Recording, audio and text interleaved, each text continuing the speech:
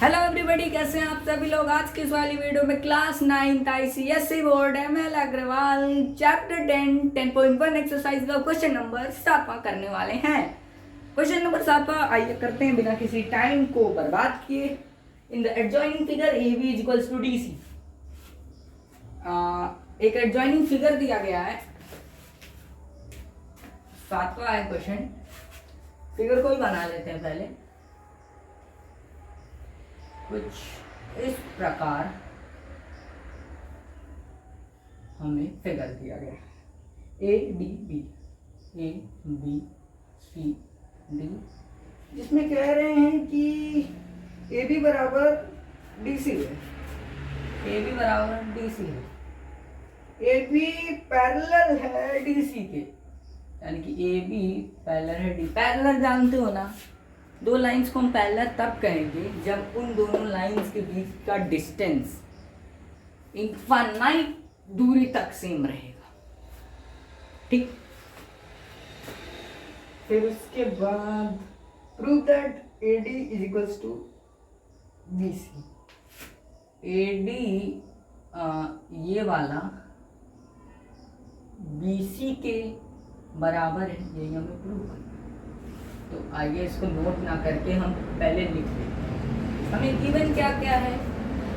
हमें गिवन है DC जो है पैरेलल AB के, और हमें क्या गिवन है, हमें गिवन है DC जो है वो AB के बराबर भी है, पैरेलल भी है, बराबर भी है।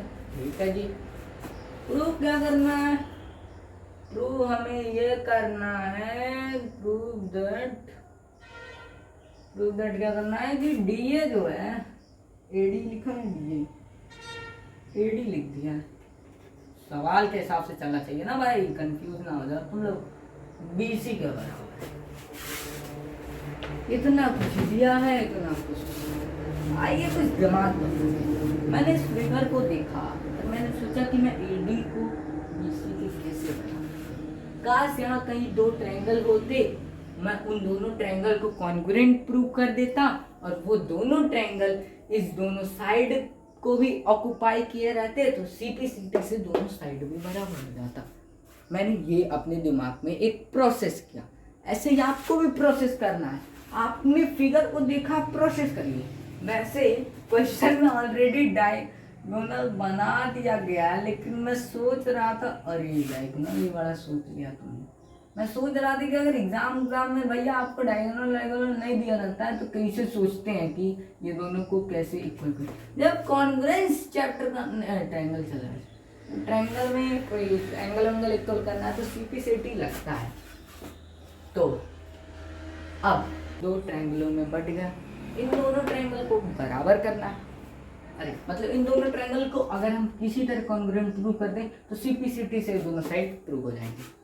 CP corresponding part of a congruent triangle। तो देखिए, आपको ये एंगल इस एंगल के बराबर हो जाएगा। अब आप बोलोगे कैसे।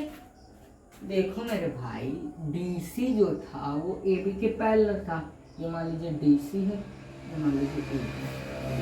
तो जो DB है जो कि डायगोनल है, वो एज अ ट्रांसवर्सल काम कर जाएगा। अजीब सा, हाँ, अगर ट्रांसवर्सल काम कर जाएगा तो ये एंगल इस एंगल के बराबर होगा कि नहीं, अल्टरनेट इंटीरियर एंगल। मुझे पूरी उम्मीद है कि आपको अल्टरनेट इंटीरियर एंगल सब पता होगा। तो वही DB जो ट्रांसवर्सल का काम करेगा और DC पैरेलल AB है, तो CDB एंगल जो है वो इक्वल हो जाएगा DBA। ठीक, लिख दे क्या, CD, वैसे मैं लिखता नहीं, CDB जो इक्वल हो जाएगा किसके, DBA के। क्यों लिख देंगे, रीजन अल्टरनेट, फिर लिख देंगे इंटीरियर, फिर लिख देंगे एंगल्स, अल्टरनेट इंटीरियर एंगल्स। अब एंगल एक पकड़ लिया, हमको एक साइड भी दिख रहा है। क्या साइड, DC बराबर AB, साइड भी मिल गया। लड्डू बांटो, लड्डू नहीं बांटते हैं, क्वेश्चन कम से कम 10 क्वेश्चन लगा लें। हाँ, तो DC बराबर AB हमें मिल गया। जो कि गिवन था भैया, सवाल भैया, सवाल में ही सब दे देता है। आधा काम तो सवाल ही कर। एंगल मिल गया आपको, साइड मिल गया। अब आपको कुछ दिख रहा है, क्या दिख रहा है आपको? दो ट्रायंगल नजर आ रहे हैं ना अभी प्रेजेंट टाइम में। कौन कौन से? एक है डी ए बी, दूसरा ट्रायंगल आपको क्या नजर आ रहा है? ये वाला डी बी। इन दोनों में आपको कुछ कॉमन दिख रहा है? अरे इन दोनों में आपको कुछ कॉमन दिख रहा है? बोलोगे हाँ, इसमें भी डी बी है, इसमें भी डी बी है, यानी डी बी तो दोनों का बराबर होगा। भाई दो ट्रायंगल थे, एक ट्रायंगल का साइड दूसरे ट्रायंगल के साइड के बराबर हुआ, बराबर हुआ कि नहीं? क्योंकि दोनों ट्रायंगल में एक ही कॉमन साइड आ जा रहा है, इसलिए दोनों बराबर है। एग्जाम्पल से समझाता हूँ। समझो यार, दो आदमी हैं, क्या है? दो आदमी, ठीक। दोनों के पास सेम हेल्पर है, हेल्पर यानी कि जो मदद करता है, एच नाम से।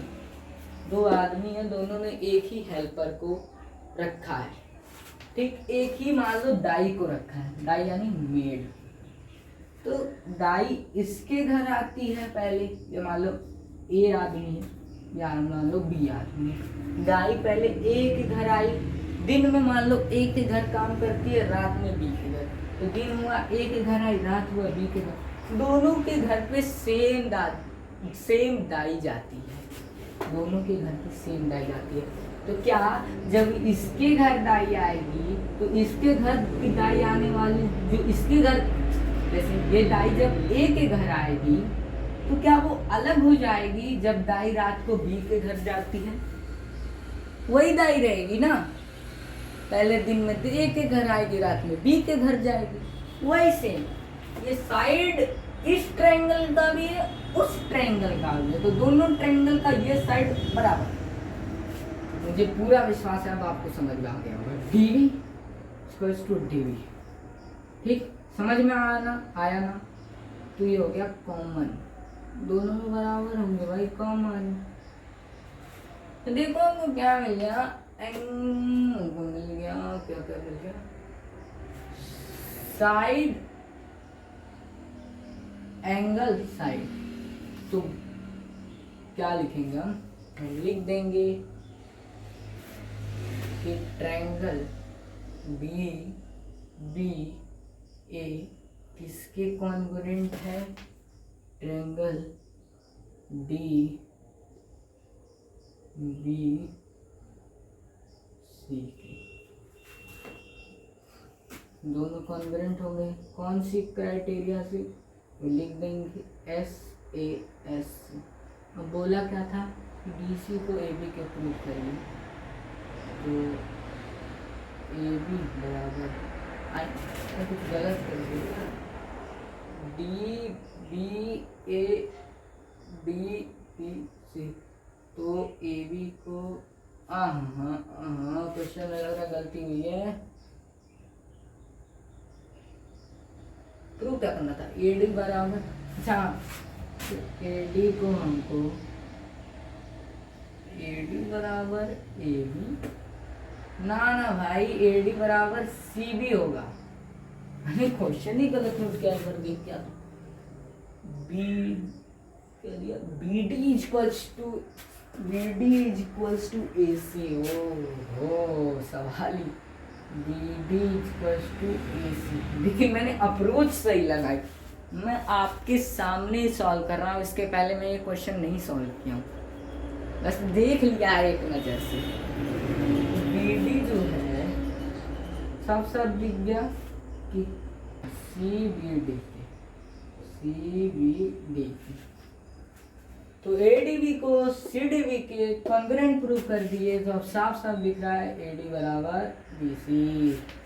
तो बाइसिप्लिसिटी AD equals to BC। CPCT rule में हर वीडियो में समझाता हूँ भाई क्या है ये।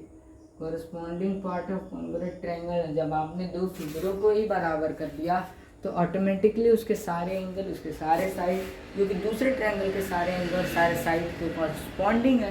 कॉरस्पॉन्डिंग मतलब समझते हो, मतलब उसी लेन में कॉरस्पॉन्डेंस जानते हो। जैसे कि एक आदमी का राइट हैंड था क्योंकि ऐसे ही सामने से खड़ा था, तो उसके करस्पॉन्डिंग कोई दूसरा आदमी का राइट हैंड हो जाएगा, ना कि लेफ्ट। इन करस्पॉन्डिंग तो करस्पॉन्डिंग मतलब उसी लेन में। जैसे ये सीट है, इस सीट पे यहाँ ये क्लास 9th है, ये क्लास 9th A है, ठीक।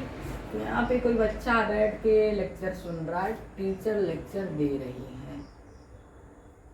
फिर कोई क्लास 9th B सेक्शन है, कोई B सेक्शन है, कौन सा उनमें से सुन रहा हूँ, B सेक्शन है। वहाँ भी ऐसे सीट लगी है, क्लास 9th क्या है, B।